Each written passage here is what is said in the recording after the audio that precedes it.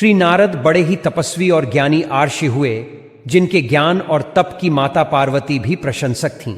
तभी एक दिन माता पार्वती श्री शिव से नारद मुनि के ज्ञान की तारीफ करने लगी। शिव ने पार्वती जी को बताया कि नारद बड़े ही ज्ञानी हैं, लेकिन किसी भी चीज का अहंकार अच्छा नहीं होता है। एक बार नारद को इसी अहंकार घमंड के कारण बंदर बनना पड़ा था। यह सुनकर माता पार्वती को बहुत आश्चर्य हुआ। उन्होंने श्री शिव भगवान से पूरा कारण जानना चाहा। तब श्री शिव ने बतलाया, इस संसार में कोई कितना ही बड़ा ज्ञानी हो, लेकिन श्री हरि जो चाहते हैं वो उसे बनना ही पड़ता है। नारद को एक बार अपने इसी तप और बुद्धि का अहंकार घमंड हो गया था। इसलिए नारद को सबक सिखाने के लिए श्री विष्णु को एक युक्ति सूझी। हिमालय पर्वत में एक बड़ी पवित्र गुफा थी। उस गुफा के निकट ही गंगा जी बहती थीं। वह परम पवित्र गुफा नारद जी को अत्यंत सुहावनी लगी।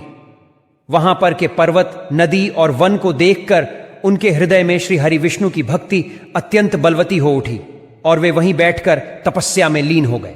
नारद मुनि की इस तपस्या से देवराज इंद्र भयभीत हो गए कि कहीं देवर्षि नारद अपने तप के बल से उनका स्वर्ग नहीं छीन ले।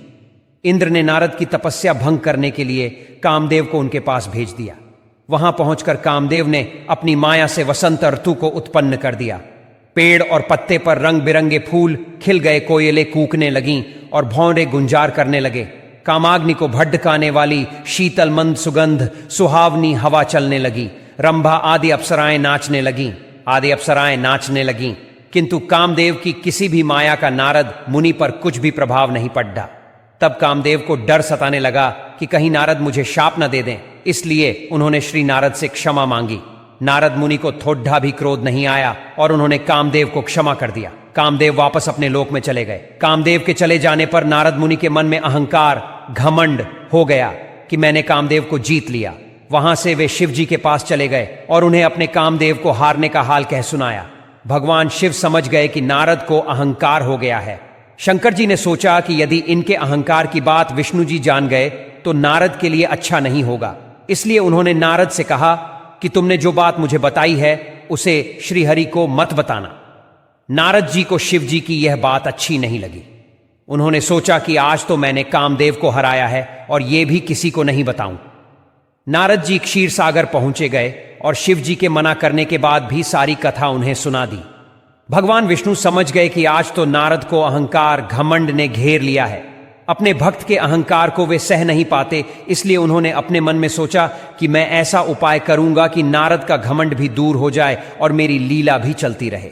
नारद जी जब श्री विष्णु से विदा होकर चले तो उनका अभिमान और भी बढ़ गया।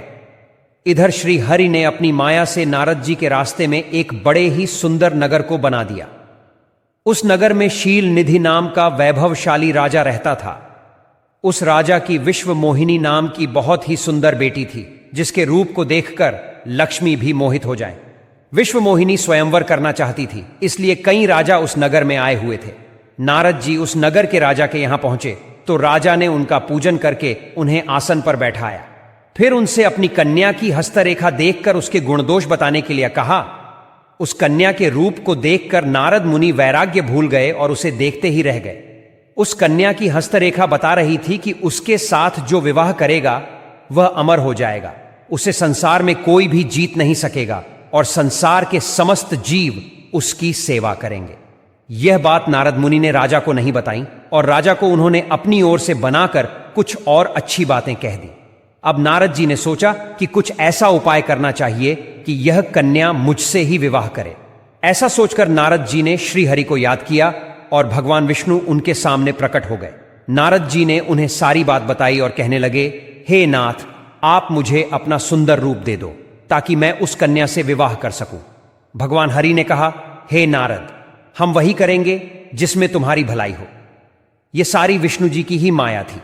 विष्णु जी ने अपनी माया से नारद जी को बंदर का रूप दे दिया। नारद जी को यह बात समझ में नहीं आई। वो समझे कि मैं बहुत सुंदर लग रहा हूं। वहां पर छिपे हुए शिव जी के 2 गणों ने भी इस घटना को देख लिया। ऋषिराज नारद तत्काल विश्व मोहिनी के स्वयंवर में पहुंच गए और साथ ही शिव जी के वे दोनों गण भी ब्राह्मण का रूप बनाकर वहां पहुंच गए। वे दोनों गण नारद जी को सुनाकर कहने लगे कि भगवान ने इन्हें इतना सुंदर रूप दिया है कि राजकुमारी सिर्फ इन पर ही रीझेगी। उनकी बातों से नारद जी मन ही मन बहुत खुश हुए। स्वयं भगवान विष्णु भी उस स्वयंवर में एक राजा का रूप धारण कर आ गए। विश्व मोहिनी ने कुरूप नारद की तरफ देखा भी नहीं और राजा रूपी विष्णु के गले में वरमाला डाल दी। मोह के कारण नारद मुनि की बुद्धि नष्ट हो गई थी। राजकुमारी द्वारा अन्य राजा को वरमाला डालते देख वे परेशान हो उठे। उसी समय शिव जी के गणों ने ताना कसते हुए नारद जी से कहा, जरा दर्पण में अपना मुंह तो देखिए। मुनि ने जल में झांक कर अपना मुंह देखा और अपनी कुरूपता देखकर गुस्सा हो उठे। गुस्से में आकर उन्होंने शिव जी के उन दोनों गणों को राक्षस हो जाने का शाप दे दिया। उन दोनों को शाप देने के बाद जब मुनि ने एक बार फिर से जल में अपना मुंह देखा तो उन्हें अपना असली रूप फिर से मिल चुका था। नारद जी को अपना असली रूप वापस मिल गया था, लेकिन भगवान विष्णु पर उन्हें बहुत गुस्सा आ रहा था। विष्णु के कारण ही उनकी बहुत ही हंसी हुई थी। वे उसी समय विष्णु जी से मिलने के लिए चल पड़ डोडिए हैं। रास्ते में ही उनकी मुलाकात विष्णु जी, जिनके साथ लक्ष्मी जी और विश्व मोहिनी भी थीं, से हो गई। उन्हें देखते ही नारद जी ने कहा, आप दूसरों की खुशियां देख ही नहीं सकते। आपके भीतर तो ईर्ष्या और कपट ही भरा हुआ है। समुद्र मंथन के समय आपने श्री शिव को बावला बनाकर विष और राक्षसों को मदिरा पिला दिया और स्वयं लक्ष्मी जी और कौस्तुभ मणि को ले लिया। आप बड्ढे धोखेबाज और मतलबी हो, हमेशा कपट का व्यवहार करते हो। हमारे साथ जो किया है उसका फल जरूर पाओगे। आपने मनुष्य रूप धारण करके विश्व मोहिनी को प्राप्त किया है, इसलिए मैं आपको शाप देता हूं कि आपको मनुष्य जन्म लेना पड़ेगा। आपने हमें स्त्री से दूर किया है, इसलिए आपको भी स्त्री से दूरी का दुख सहना पड़ेगा। और आपने मुझको बंदर का रूप दिया, इसलिए आपको बंदरों से ही मदद लेना पड़ेगा। नारद के शाप को श्री विष्णु ने पूरी तरह स्वीकार कर लिया और उन पर से अपनी माया को हटा लिया। माया के हट जाने से अपने द्वारा दिए शाप को याद कर कि नारद जी को बहुत दुख हुआ, किंतु दिया गया शाप वापस नहीं हो सकता था। इसीलिए श्री विष्णु को श्री राम के रूप में मनुष्य बनकर अवतरित होना पड़ा।